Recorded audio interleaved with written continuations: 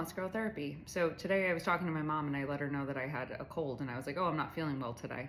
And I watched her entire body just freeze up and begin to kind of like scan me to see what else was about to happen. And Jan has been in the weeds with me. Both of my parents have. They have truly been the epitome of caregivers of somebody who has been unwell for a few years. And I'm eternally grateful that they stepped into that role so fully.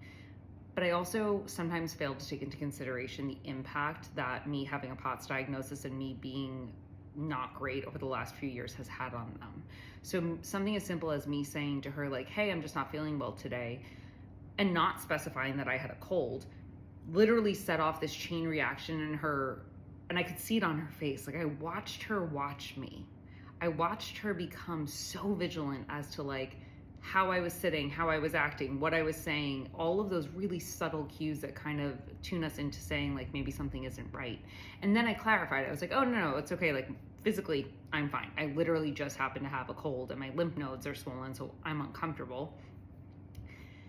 And I could see her try to relax, but she didn't quite get there.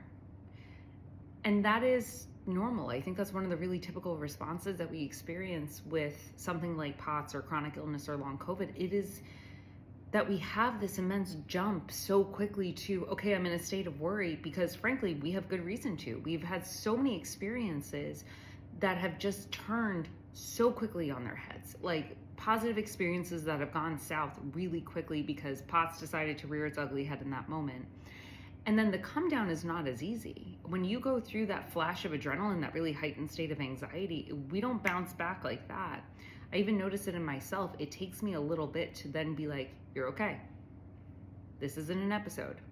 You're fine. Remind yourself that you are safe. All of these things.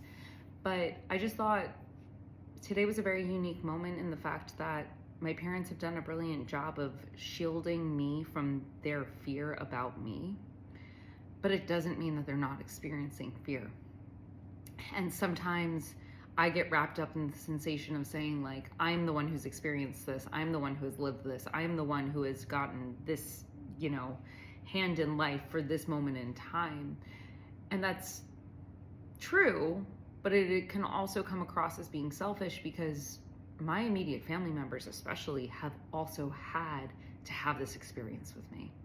They've also needed to go through it. They've also lived through the very real fear that comes with something like POTS. They're the ones who have been with me when I say it's time to go to the hospital. They're the ones that have been with me when I say I can't stand up right now, or I'm about to throw up, or you need to lay me down because I'm going to faint.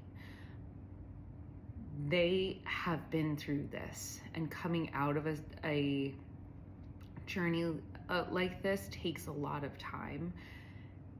And I'm desperate to rush it. And I say that even as a therapist, like I want to get through the processing time as quickly as possible, because I just want to get to the fun part. I just want to get to the part to say like, I feel good, everything's good. I don't need to say, I feel good today. Just, no, I'm good. But rushing that process can also mean that we're not feeling our feelings and going through the natural stages of what it means to understand, feel, and process a complex trauma response. And that is something that cannot be rushed. It's just something that needs to be experienced. So I'm grateful that I got to witness that in my mom today, and I'm sad that POTS was the reason that she even had that response in the first place. But we're gonna get through it. We always do. It's just a matter of time.